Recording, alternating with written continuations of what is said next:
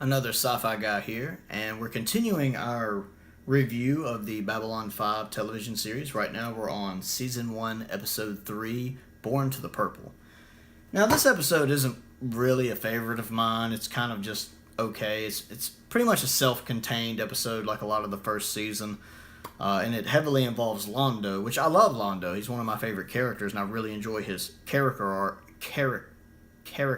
arc over the course of the series. But this episode, it's only okay. It's most I can really say for it.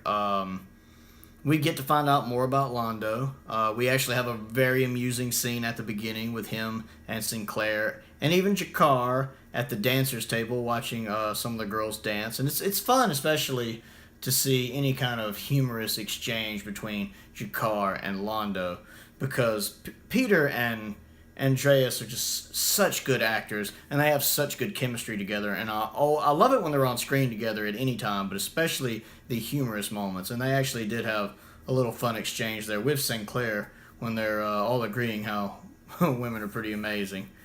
And then the episode is basically about one of the Centauri dancers is a slave owned by somebody else who wants some very important information that Londo has, so she's supposed to seduce him, steal it, and then get it back to the guy who owns her.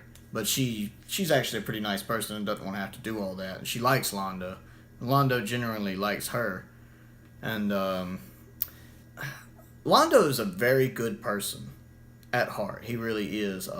He likes his wine, he likes his women, he likes to have a good time, but he's not fake in that aspect. He doesn't fake enjoying himself. He's very honest about who he is.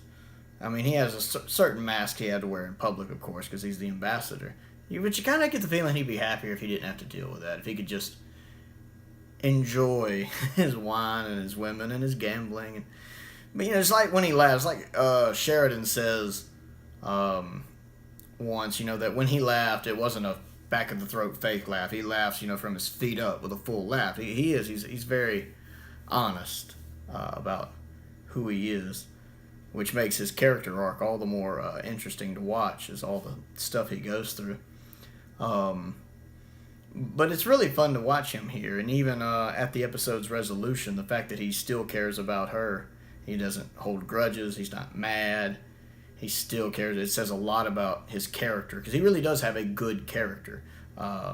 He has several driving forces. He really wants his people to be what they once were. I know he's frustrated that his people aren't what they used to be. They're not as powerful, they're not as influential, they don't have as much territory. He sees them as ruins of what they once were. And he kind of wants a return to the glory days, which is understandable. I mean, it's just being patriotic, We get to see Sinclair have some good moments, like when him and Londo are talking to the dance club owner, and Londo's like, "Let me handle this," and that doesn't go well, and Sinclair has to kind of take over, and that's kind of funny to watch. The fact they even get Jakar roped in to help them, and without Jakar knowing, he's helping Londo, of course, since they're enemies. And Jakar's reaction when he finds out he helped Londo is absolutely hilarious. But it's not a good episode, but it's definitely one, because I don't like skipping any episodes in the series. And even though it is kind of a standalone, it does have a major plot point that's relevant later. Because this episode has a lot to do with things that affect Londo later in the series. So it is a must-see episode for things that tie in later in the series, plot point-wise. These special effects, of course, still don't look the best, just because the CGI was in 1994, so it looks a little dated, and with the method they had to use to convert it to DVD not being the optimal choice they would have liked to have chosen. They do look a little rough, as Season 1 tends to do, but it's still fine. It's still good. It's passable. Just a short review on this one. It's alright, and you do need to see it, but it doesn't blow me away like so many of the other episodes in the series do. Anyway, don't forget to comment down below. Let me know what you think.